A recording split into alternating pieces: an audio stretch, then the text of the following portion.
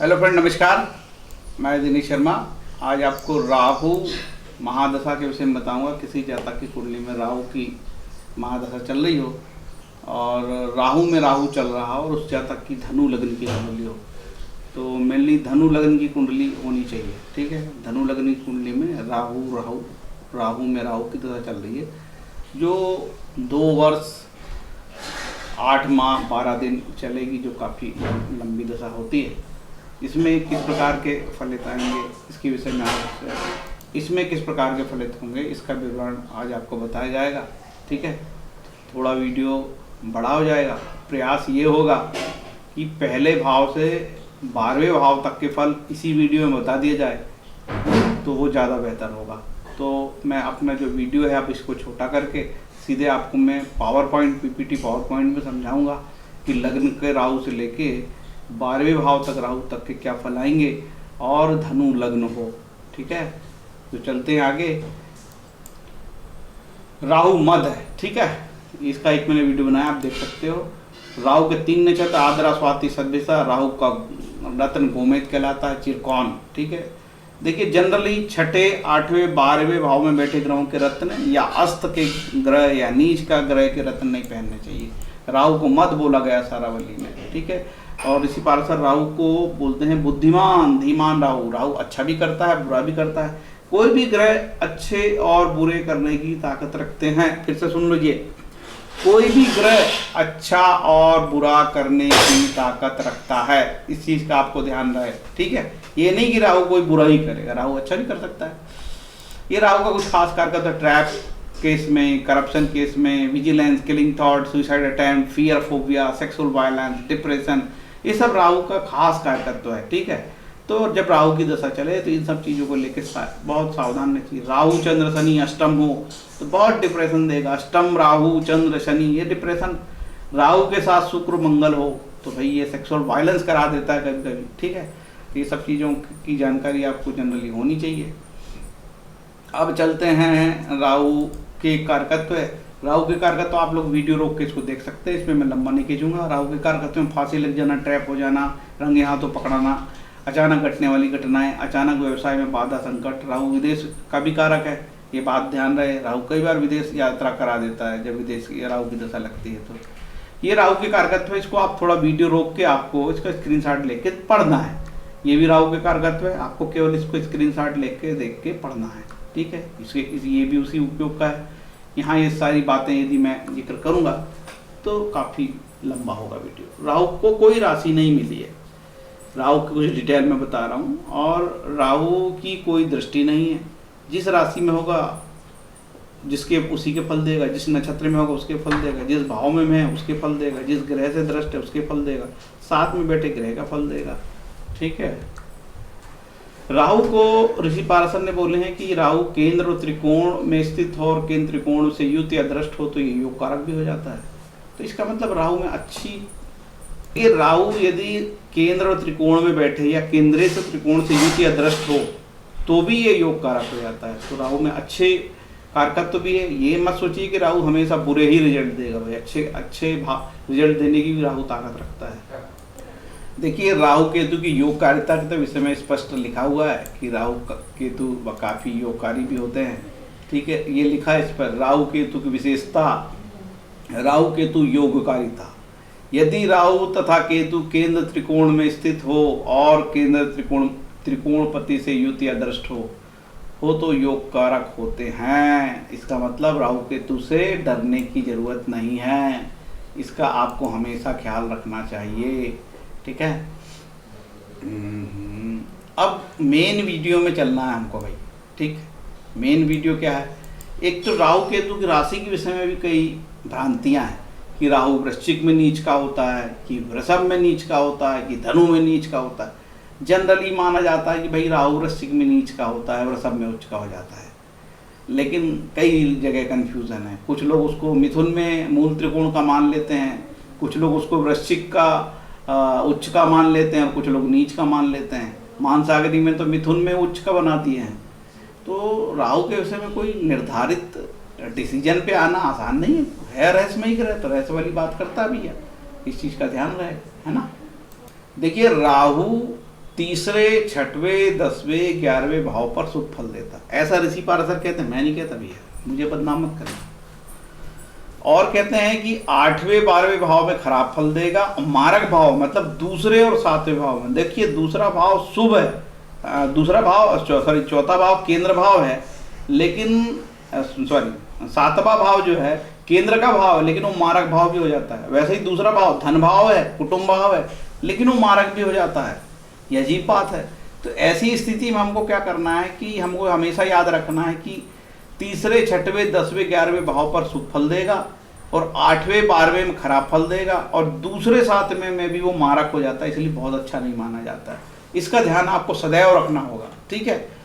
तो यदि कर्क, वृश्चिक, कन्या, धनु राशि में राहु है तो अच्छा माना है। ये एग्जैक्ट ऋषि पाराशर का जो होरा शास्त्र उसमें लिखा है, कर्क, वृश्चिक, कन्या, धनु राशि का राहु अच्छा माना उन्होंने, और लग्न से तीसरा, छठवां, 10वां, 11 को शुभ माना है। यदि ऐसा होगा तो वो कहते हैं राज्य लाभ होगा, उत्साह होगा, राजा से प्रेम, स्त्री मतलब पुत्र भी प्राप्ति हो सकती है, विवाह भी हो सकती है, सुख संपत्ति भी होगी, वृद्धि भी होगी। और यदि कहीं 8, 12, 8वें और 12वें भाव में हो और दूसरे 7वें में हो तो रोग और कष्ट होगा, चोर भय होगा, मतलब आर्थिक हानि हो जाएगी, राजा से द्वेष मतलब कोर्ट कचहरी हो सकती है। राजा मतलब आज की डेट में सरकार, दंड हो सकता है, छापा पड़ सकता है, नुकसान हो सकता है, राहु फंसा सकता है, लिटिगेशन हो सकता है, कोर्ट कचहरी हो सकती है, बीमार हो सकते हो, इस भाइयों को तकलीफ हो सकती है, आपको स्त्री के माध्यम से कष्ट हो सकता है, आपकी स्त्री को कष्ट हो सकता है, आपको पुत्र को कष्ट हो सकता है या पुत्र के माध्यम से कष्ट हो सकता है। ऐसे बहुत सारे हम उपाय, ऐसे तरीके हैं कष्ट के। राहु आराधना, जप आदि करने से शांति तथा आरोग्य लाभ होता है। तो ये मेरा 5 से लगभग 7 मिनट का वीडियो यहाँ पे हो चुका है। वीडियो से कोई फलित आपको पता नहीं लगा, आपने नहीं जाना कि यार ये महाराज जी बता रहे हैं, ये तो सामान्य बात है, ये तो हम किताब में से भी पढ़ लेंगे, कौन सी बड़ी बात है, इन्होंने क्या बताया। अब यहाँ से वीडियो वास्तव में मेरा चालू होता है, जो कि यार वीडियो बना रहा हूँ तो भूमिका तो देना जरूरी होता है ना। ये प्रश्न एग्जाम में जब प्रश्न लिखने पड़ते हैं तो भूमिका सिनॉप्स लिखने पड़ते थे, ये पहले भूमिका, फिर निष्कर्ष, कंक्लूजन लिखना पड़ता है, इंट्रोडक्टरी लिखना पड़ता है। जब नंबर देता मास्टर की ऐसा ही, तो थोड़ा सा झेल हो तो और झेल लो आप, मजेदार। आप चालू होती क्लास यहाँ से, है ना, ओके। ये लग्न का राहु, ठीक, लग्न का राहु है। और ये बता दिया भैया मैंने कि ये यहाँ मैंने ये पेन से सबसे लिख दिया हूँ कौन सा मारक स्थान है, और ये त्रिकोण स्थान शुभ स्थान है, ये 6वां स्थान, ये 8वां स्थान और ये 12वां स्थान बुरा स्थान। और ये जो रेड सर्कल है ये मारक स्थान है। यहाँ बैठे ग्रह भी अच्छे फल नहीं देते जनरली। राहु यहाँ बैठेगा और यहाँ बैठेगा तो अच्छे फल नहीं देगा। और ये बताया ऋषि महाराज ने कि ये 8वां राहु और ये 12वां राहु खराब फल देगा। अब राहु कहाँ अच्छे फल देगा, तो राहु को बोला कि साहब तीसरा राहु अच्छे फल देगा, ठीक है। और बोला कि 6वां राहु भी अच्छे फल देगा, जो कि जनरली 6वां हम सबसे बुरा मानते हैं उसको। और बोला उन्होंने साहब कि 10वें भाव में राहु अच्छे फल देगा। और बोला साहब कि 11वें भाव में राहु अच्छे फल देगा। तो भाई साहब फल देगा क्या, चलो साहब मेरा लग्न में बैठा बताओ फलित बोले। आप पंडित बनते हो, एस्ट्रोलॉजर बनते हो, बड़ी बड़ी बात करते हो, तो मुझे पैसे लो और मुझे बताओ फलित क्या आएगा। श्रीमान आपकी दक्षिणा लेके मैं कहना चाहता हूँ कि ये राहु धनु राशि का है, क्या फल देगा। तो सबसे पहले तो आपको देखना चाहिए कि लग्न में बैठा है और क्या फल देगा। तो पहले ये इसका मालिक कौन है, इसका मालिक हो गया धनु का गुरु। तो गुरु 2 भाव का स्वामी है, एक लग्न का और 12वें का। तो फल क्या देगा, या तो आपको लग्न के फल आएंगे, 12वें भाव के फल आएंगे। कैसे फल आएंगे, राहु के अनुरूप फल आएंगे। अब हमको ये देखना पड़ेगा कि इसका मालिक कहाँ है, गुरु। इसका मालिक ये गुरु कहाँ बैठा है। यदि गुरु नीच का हो गया इसका मालिक, तो अब इसका मालिक नीच का हो गया तो ये राशि, इस राहु की कोई अलग हैसियत नहीं है। राहु की ताकत है गुरु, गुरु से कंट्रोल, इसको डिपोजिटर बोलते हैं, इसका मालिक है, राशि से ही भाव का स्वामी का मालिक है। क्योंकि ये राहु किसके घर में बैठा है, अरे गुरु महाराज के घर में बैठा है, गुरु का घर है। ये गुरु नीच के हो गए तो कैसे फल आएंगे, क्योंकि गुरु नीच के हो गए तो खराब फल आएंगे। और यदि करी यहाँ गुरु महाराज यहाँ 8वें बैठ के उच्च के होंगे तो भाई इसका राशि स्वामी उच्च का हो गया है, राहु का राशि स्वामी, ठीक है, तो अच्छे फल आएंगे, ठीक है। और यदि यहाँ पे चौथे में केंद्र भाव में तो भी अच्छे आएंगे, यहाँ पे भी अच्छे फल आएंगे और यहाँ पे भी अच्छे फल आएंगे, ठीक। कहाँ खराब फल आएंगे, खराब फल आएंगे 6ठे भाव में और ये 12वें भाव में। अब देखो चूंकि 8वें भाव में उच्च के होते थे खराब फल नहीं आएंगे और ये 12वें भाव में खराब फल आएंगे, ठीक है। अब आपने बोला साहब आपने तो बताया नहीं मुझे कि ये तीसरे भाव में क्या फल आएंगे। भाई तीसरा भाव भी समभाव होता है, इसमें बहुत खराब फल जनरली नहीं आते हैं, ठीक है। समभाव ये, और ये 11वां भाव ये भी समभाव मान लो, लेकिन ऋषि पाराशर ने ना तीसरे को अच्छा बोला नहीं 11वें को अच्छा बोला। इनको भी ऋषि पाराशर उपचय भाव कहते हैं और खराब भाव मानते हैं, ठीक है। ये त्रिक है, 6 8 12 इसको त्रिक बोलते हैं। त्रिष्ठाय किसको बोलते हैं भाई, ये इसको बोलते हैं तीसरे को, छठे को, 11 को त्रिष्ठाय हो गई, ठीक है। तो उपचय कहलाता है 11वां भाव। यहाँ इस भाव को भी बहुत खराब, बहुत अच्छा नहीं बोला गया है, लेकिन जनरली एस्ट्रोलॉजर तीसरे भाव और 11वें भाव को समभाव बोल के अपनी कहानी खत्म कर देते हैं। उतने बुरे भाव ये नहीं है। अब तो अभी तो बात, अरे महाराज राहु की दशा बताते बताते बोले आप तो गुरु की बताने लगे। अरे ठहर जा मेरे भाई, धैर्य मत खो। राहु की दशा है तो वैसे दिमाग तो पागल हो गया होगा। राहु पागल कर देता है राहु, समझ गए। अब ये राहु देगा क्या फल, धैर्य कर, अभी बताता हूँ। अब ये राहु फल देगा आपको लग्न का, और मैंने बताया साहब क्या फल देगा वो, पहले तो लग्न के फल दे सकता है, ठीक है, और दूसरे चौथे भाव को फल दे सकता है। लेकिन ये राशि स्वामी यहाँ जाके नीच का हो गया, जहां बैठा है ये गुरु, जहां बैठा उसके भी फल देगा। कहीं बैठा, मेरे को नहीं मानो आपकी कुंडली में कहाँ बैठा है फल, तो यहाँ का है तो यहाँ के फल देगा, और यहाँ है तो यहाँ का फल देगा। तो ये तो अंडरस्टूड बात है कि 3 चीजों का फल देगा, लग्न का देगा और यहाँ का देगा। और गुरु महाराज जहाँ के बैठे हो, गुरु जी महाराज फल तो यहाँ के फल देगा, यहाँ बैठे तो यहाँ के फल देगा। तो ये चीज आपकी समझ की, आपकी कुंडली की है। लेकिन सामान्य मैं मानता हूं कि पहले तो पे यहाँ के फल देगा और यहाँ के फल देगा, और जहाँ के बैठे वहां के फल देगा। अब इसके ऊपर राहु के ऊपर बहुत से ग्रहों के प्रभाव है। हो सकता है कि राहु के साथ शनि बैठा हो तो पूरे फल बदल जाए। हो सकता है कि यहाँ से शनि उच्च का होकर राहु को देखे तो प्रभाव बदल जाए, यहाँ से शनि देखे दृष्टि पड़े तो प्रभाव बदल जाए, और यहाँ भी बैठेगा शनि तो राहु को देखेगा तो बहुत सारे फल बदलेंगे, ठीक है। अब ये मैं आपको 2 चीज रिपीट कर रहा हूँ कि राहु लग्न के फल देगा। तो लग्न मतलब क्या, शरीर, रूप, रंग, स्वास्थ्य, व्यक्तित्व, शारीरिक बनावट, सिर, कद, चेहरे का रंग, सब आता है इसमें। आपका अच्छा, आपका बुरा, आपका पॉजिटिव, आपको नेगेटिव, आपको आलोचना होना, आपका पुरस्कार मिलना, आपका बीमार होना, आप स्वयं, ठीक, इस सब चीज का असर होता है। हेल्थ का भी, पूरा शरीर, पहला भाव। और कहता है कि राहु साहब चौथे भाव का फल देगा। क्यों चौथे भाव का फल देगा कि इसकी गुरु की एक राशि चौथे भाव की है। तो चौथे भाव में क्या है साहब, चौथे भाव में शिक्षा है, विषय चुनने से पहले की शिक्षा, राज्य का घर, कार, 4 पहिए का वाहन, माता, कुआ, पाताल, मन की प्रसन्नता, परिवार का सुख, भूमि, प्रॉपर्टी, पत्नी के कर्म, वेद शास्त्र के ज्ञान, प्रचार प्रसार, सभी प्रकार का पशु, धन, छाती, सीना, हृदय, आंतरिक भाग, जमीन से संबंधित वस्तुएं, राजनीति, कारखाने, अनाज, खनिज पदार्थ, जमीन संबंधित ब्याज एवं किराया, होटल, झुग्गी झोपड़ी, मौसम की स्थिति, भूकंप, जंगल ज्वाला, बहुत सारे कारकत्व है इसके। अब मैंने आपको 2 भाव के कारकत्व बता दिए, दोबारा मैं रिपीट नहीं करूंगा इस वीडियो में, ठीक है। आपको पहले भाव के, दूसरे भाव के कारकत्व किताबों में पढ़ना पड़ेगा, फलित देखना है तो ये तो भाई लग्न का राहु हुआ। अब साहब राहु यहाँ बैठ गया तो क्या करेगा, ठीक है। अभी तो मैंने ये बताया नहीं कि राहु यदि आपका गुरु में नीच का हो गया यहाँ, तो भैया आपको धन, कुटुंब स्थान के, धन स्थान के भी नीच के, धन में कमी हो जाएगी, कुटुंब में प्रॉब्लम होने लगी, उसके फल देने लगेगा। कब, लग्न का बैठा ही राहु, तो फल देने के दायरे तो बढ़ गए ना मेरे भाई, और शनि की दृष्टि तो शनि का अलग हो जाएगा। तो एक फलित नहीं बताया जाता है, इसलिए कहते हैं ज्योतिष और एस्ट्रोलॉजी बहुत कठिन है।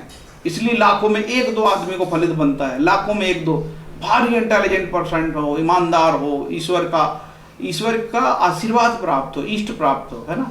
अब साहब मेरा गुरु यहाँ बैठ गया, साहब गुरु धन भाव में बैठ गया तो क्या फल देगा। एस्ट्रोलॉजर के पास कुंडली आ गई, एस्ट्रोलॉजर अपना दिमाग लगा रहा है कि यार इसका धन भाव में बैठा राहु में राहु चल रहा है, ये होगा इसमें कि अब शनि को देखा जाएगा, मारक स्थान पे बैठ गया। और पहले ऋषि महाराज ने कह दिए देखो कि मारक भाव दूसरे और साथ में बैठे ग्रह अच्छा फल नहीं देते, कोई दिक्कत नहीं। एक तो ये सिद्धांत हो गया कि अच्छे फल नहीं देते, अच्छे नहीं देते में बात अटक गई। अब शनि को भी देखा जाएगा कि 2 स्थान के फल देगा ये राहु, कहाँ के, एक तो जहां बैठा वहां के फल तो देगा ही, हो सकता है किसी की दृष्टि पड़ रही उसके फल दे, जिसके साथ बैठा उसके फल दे। अब ये शनि के भी फल देगा यहाँ से। तीसरा स्थान कम्युनिकेशन का स्थान होता है, तब हमको दूसरे स्थान और तीसरे स्थान के फलित को जान लेना चाहिए कि दूसरा स्थान और तीसरा स्थान के क्या फल आते हैं। सामान्यतः द्वितीय स्थान पे वाणी, धन, जीवा का स्वाद, आंखों की सुंदरता, कुटुंब, मुख की आभा, प्राथमिक शिक्षा, खान पान, चेहरे, दांत, दाहिना नेत्र, जमा धन। दांतों में दर्द हो जाए, मुंह की कोई बीमारी हो जाए, बोलने से तकलीफ हो जाए, अपने कुटुंब में माता पिता को कुछ हो जाए, कुटुंब की बात है, वाणी, धन, जीवा, धन में रुकावट आ जाए, संचित धन खर्च हो जाए या धन संचित ना हो। अच्छा बुरा दोनों हो सकते हैं, ऐसा नहीं कि बुरा ही बुरा होगा, हो सकता है कोई अच्छी राशि में बैठा हो यहाँ राहु, लेकिन सामान्यतः बता दिया कि मारक स्थान पे राहु यदि होगा तो अच्छे फल नहीं देगा। तो ये मैं यही मानूंगा कि भाई मेरे को बहुत अच्छे फल की इससे उम्मीद नहीं है। ठीक है, अब ये राहु तीसरे स्थान, सॉरी ये राहु यही बैठा है, धन स्थान पे ही बैठा, लेकिन फल तो तीसरे के भी दे देगा, क्योंकि ये शनि इसका कंट्रोलर है। अभी ये भी देखा जाएगा कि शनि कहाँ बैठा, हो सकता है शनि उच्च का हो गया साहब, तो आप इस पे राहु में बहुत अच्छे फल मिले आपको। हो सकता है कि शनि नीच का हो गया साहब आपका, यहाँ देखो तो आपको बहुत खराब फल आएंगे। पंचम स्थान पे बैठ के नीच का हो गया, खराब फल आएंगे। और शनि कहीं छठा हो गया, आठवां हो गया और 12वां हो गया तो खराब फल आएगा। और शनि यदि कहीं यहाँ केंद्र में होगा तो अच्छे फल देगा। और ये तीसरे में भी शनि होगा, अपनी राशि का कुंभ का है तो अच्छे फल देगा। 11 नंबर में शनि कुंभ के होके अपनी राशि में होके खुश होते हैं अपने घर में, तो अच्छे फल देंगे। ठीक है, अब हम ये देखते हैं कि ये शनि तीसरे भाव के क्या फल देगा। अभी सिर्फ बताया जा रहा है आपको राहु दूसरे भाव के क्या फल देगा, उसी की बात चल रही है। तो अब दूसरे भाव के फल देते देते तो तीसरे का भी देने लगे, क्यों, इसका मालिक शनि यहाँ पे भी है ना, क्योंकि भावेश उसका है ना, उस भाव का भावेश, उसके अनुरूप फल देगा ना शनि। तो तीसरा भाव में धैर्य, साहस, उत्साह, संघर्ष, छोटे भाई बहन, दायाकान, पराक्रम, कंठ, मनोरंजन, रुचिकर कार्य, देह बल, मांसल शक्ति, नौकर, गर्दन, पड़ोसी, खेल, छोटी यात्रा, लेखन क्रिया, बाजू, हाथ एवं कंधे, आयुष्य, पत्राचार, समस्त प्रकार का मीडिया यहाँ से देखा जाता है, चाहे देश का दुनिया का, दलाली, योग्यता एवं दक्षता, स्मरण शक्ति, निवास परिवर्तन, यातायात, परिवहन साधन, संपादन, संपत्ति का बंटवारा, डाकतार, फोन, मोबाइल, इंटरनेट सेवा, संवाददाता, पत्रकारिता, औषधि, उपदेश, माता पिता की मृत्यु का विचार, पूरा यहाँ से आएगा। तो आप जानिए कि कितने सारे फल दे सकता है। तो क्या बताएगा एस्ट्रोलॉजर यार, एस्ट्रोलॉजर केवल झूठ बोलता है बस, इसके अलावा कुछ नहीं बता सकता। इस कलयुग में इतना नॉलेज वाला एस्ट्रोलॉजर हो नहीं सकता जो फलित बता दे। ठीक है, वो बकवास करता, पैसे कमाता है, इसके अलावा कुछ नहीं रखा है ज्योतिष में।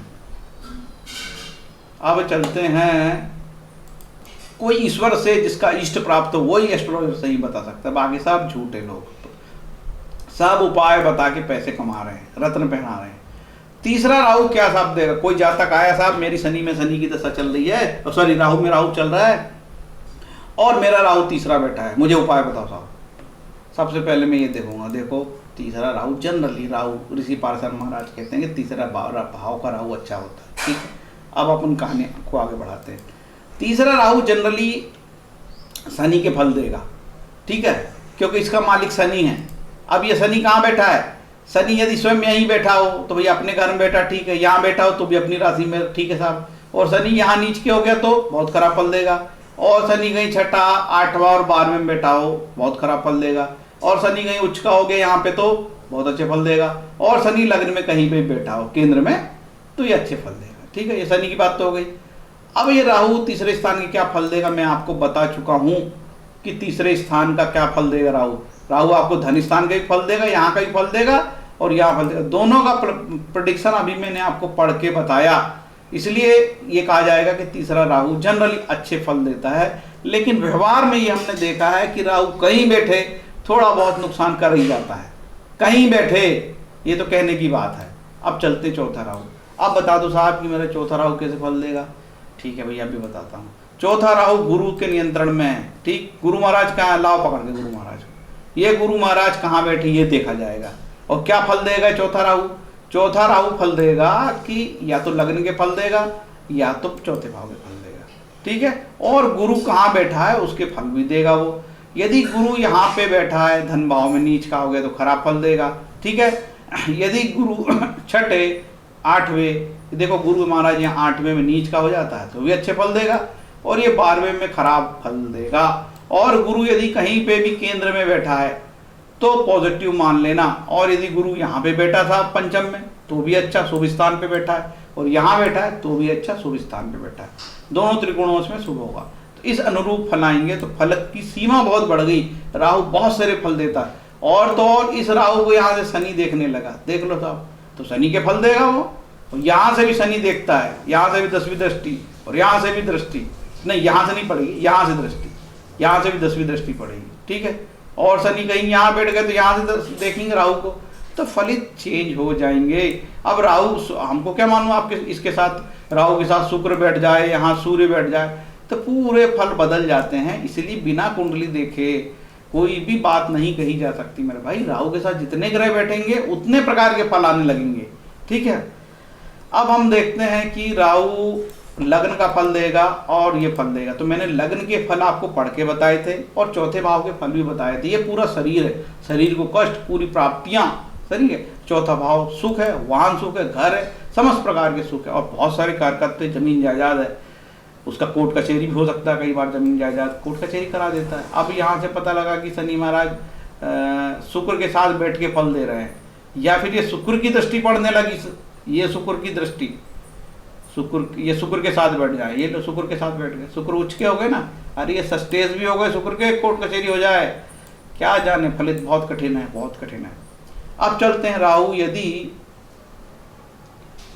यहाँ आ जाए, राहु 5वें स्थान पे आ जाए साहब, अब बताओ साहब, राहु 5वां आगे फल बताओ, क्या फल बताएं आपको यार, इतना बड़ा वीडियो हो गया 21 मिनट का, कोई दिक्कत नहीं है।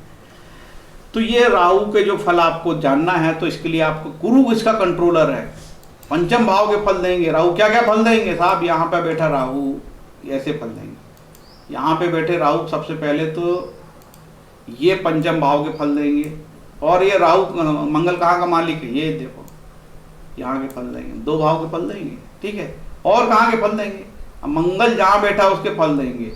मंगल कहाँ बैठा बताओ, ये मंगल को लाओ पकड़ के, ये मंगल आ गया साहब, मंगल यहाँ नीच का हो गया साहब, बहुत खराब फल देंगे।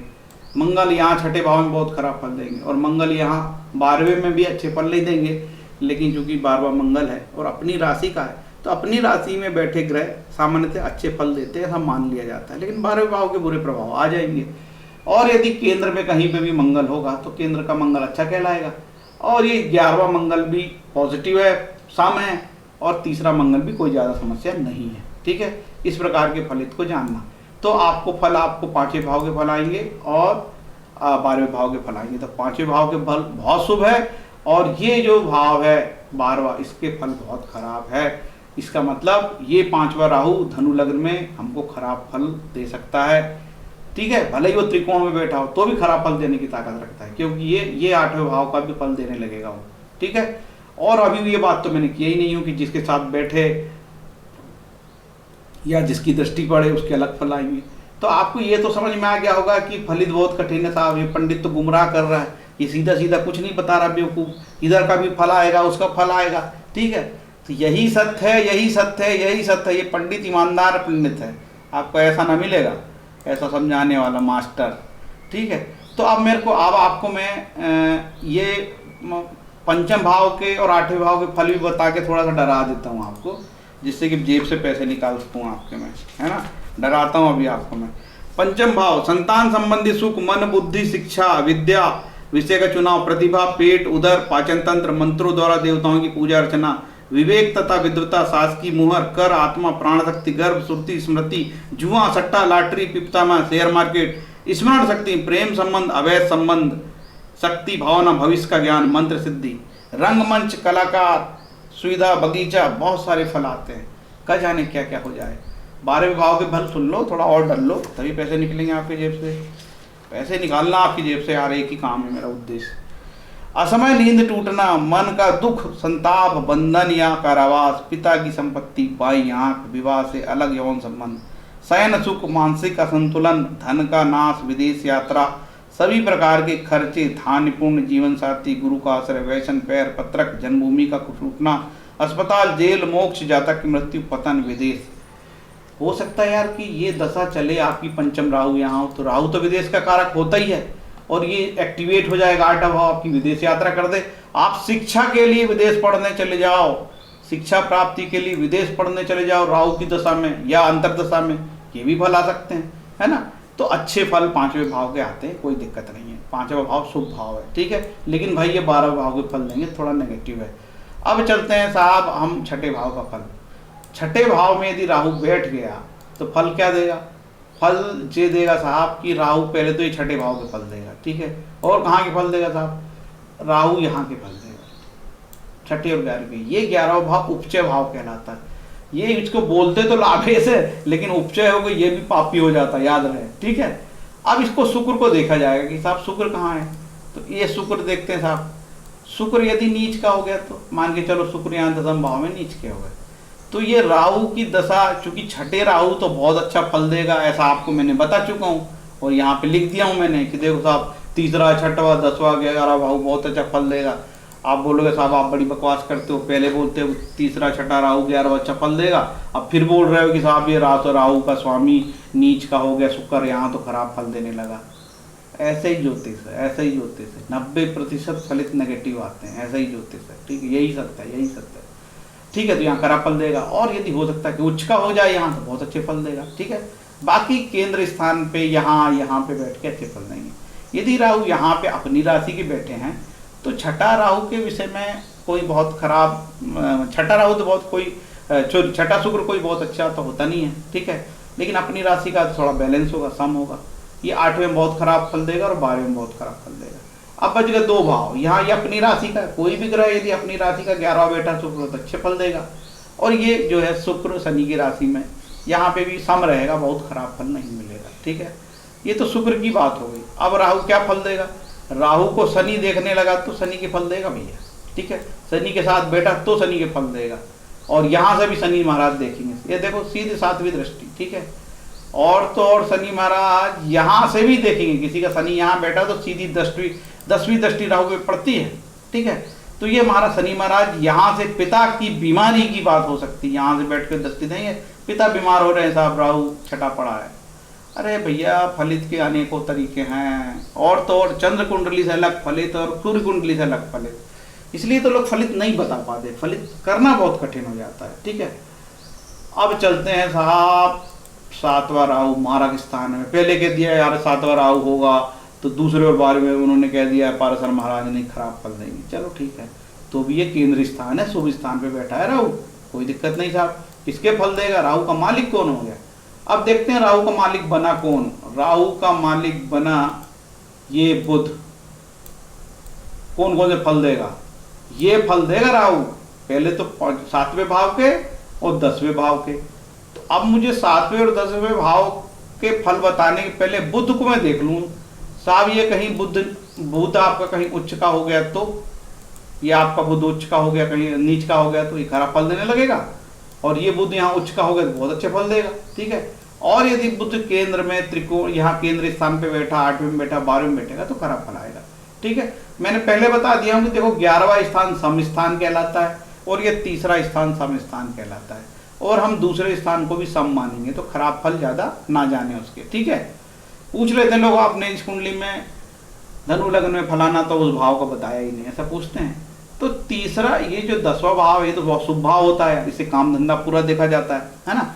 7वां भाव ये पत्नी का भाव होता है। 7वां राहु पत्नी से तलाक करा दे, पत्नी से झगड़ा चालू करा दे, कोर्ट कचहरी हो जाए, आपके व्यापारिक पार्टनर धोखा दे दें आपको, तो भी मैं आपको थोड़ा सा फल जरूर बताना चाहूँगा, क्योंकि उससे वीडियो में दम जान आ जाएगी, ठीक है।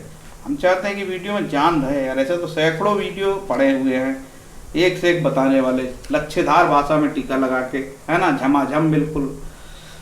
6वां भाव रोग व्याधि विघ्न बाधा रुकावटें संघर्ष स्पर्धा युद्ध मामा शत्रुता बीमारी ऋण एवं कर्जा। अरे क्या बता रहा हूँ यार, 7वें का बताना था, 6ठे का बता रहा हूँ। 7वां भाव विवाह यौन संबंध स्थान परिवर्तन पति पत्नी का चरित्र स्वभाव वाणिज्य व्यापार शत्रु का नाश विवाद सहयोगी साझेदारी कामिच्छा गुप्त रोग प्रदेश में बसना युद्ध शत्रु विदेशी गुप्तचर अंतर्राष्ट्रीय मामले, ये सब एक्टिवेट हो जाएंगे जो पढ़ा मैंने राहु के यहाँ बैठने से। और क्या एक्टिवेट होगा? 10वें भाव एक्टिवेट होगा। ये 10वें भाव का फल अब सुनो। 10वां भाव के फल बहुत सारे होते हैं। वाणिज्य व्यापार यश प्राप्त प्रताप प्रतिष्ठा कार्य सिद्धि सफलता जीविका कर्म कार्य में अभिरुचि आकाश अधिकार राजा प्रधानमंत्री राष्ट्रीय अध्यक्ष दुनिया। ये अब यहाँ राहु बैठ के आपके काम धंधे में तकलीफ देने लगेगा, या बहुत पॉजिटिव भी होता है कई मामले में, आपको पुरस्कार भी दिलवा दे, ठीक है। तो ये इस प्रकार के हम यहाँ से फलित इसको जानेंगे। अब साहब राहु 8वां बैठ गया। अब राहु 8वां तो जनरली खराब फल देता है, तो क्या फल देगा? राहु 8वां आपको क्या फल देगा? आप देखना पड़ेगा, केवल ये 8वें भाव के फल देगा और चंद्रमा के फल देगा।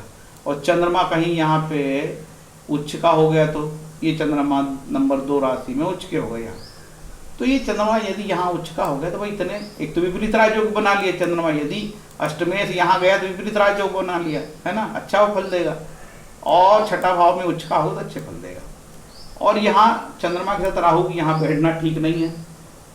ऐसे व्यक्ति काफ़ी इंटेलिजेंट हो जाते हैं और योग शक्ति उनकी बढ़ जाती है, योग आराधना करते हैं, ठीक है। क्योंकि 8वां भाव को ऋषि पाराशर ने सबसे बुरा बताया है, तो ये चंद्रमा भी डिपेंड करता है कि चंद्रमा कहाँ बैठा है। चंद्रमा यहाँ देखो, अब इस कुंडली में चंद्रमा उच्च का होगा तो विपरीत राजयोग बनाता है, और उच्च का होगा तो विपरीत राजयोग बनाता है, और यहाँ नीच का होगा तो राजयोग बनाता है। इसका मतलब यह हुआ कि धनु लग्न की कुंडली में चंद्रमा हमेशा अच्छे फल देगा, ठीक। बाकी चंद्रमा कहीं पे भी केंद्र में बैठे तो अच्छे फल देगा, ठीक है। मैंने ये भाव को, तीसरा भाव 11वें भाव को सम बताया है और धन भाव को भी सम बताया है, ठीक है। तो ये चंद्रमा के अनुरूप फल देगा। क्या फल देगा? 8वें भाव का फल देगा। सबसे गंदा कोई भाव है तो 8वां भाव है। इसके फल जरूर सुनो, मजा आ जाएगा आपको, ठीक है। 31 मिनट का वीडियो हो गया साहब, थोड़ा और झेल लो, जल्दी जल्दी गाड़ी में आपको 12वें भाव तक फल बताना है। अब बार बार फिर आधा टुकड़े में वीडियो बनाओ तो मज़ा नहीं आता यार, रिद्म बिगड़ जाता है पूरा, इसलिए एक साथ ही बना रहा हूँ पूरा, बहुत लंबा हो जाएगा, ठीक है। अब ये 8वां भाव आयुष, अपमान, असफलता, वसीयत, मृत्यु का भय, कारण मारण, जारण, संबंधी तांत्रिक प्रयोग, गुप्त रोग, भू संपदा, पैतृक संपत्ति, स्त्री का मांगल्य। भाई आपकी पत्नी से अच्छे संबंध रहेंगे या आपकी पत्नी का हेल्थ, ये सब यहीं से देखा जाता है। कलंक, विदेश यात्रा, पत्नी का धन, दुर्घटना, शोध, जासूसी, साधना, कर्ज, षड्यंत्र, आविष्कार और लंबी बीमारी, विरासत, सब यहीं से देखा जाता है, ठीक है। अपमान होना, अपमान लगना, कलंक लगना, जेल, कोर्ट, कचहरी, सब। 9वां राहु आपको मैंने 12वें भाव के फलों का विवरण कर चुका हूँ। 12वां भाव बहुत बुरा है।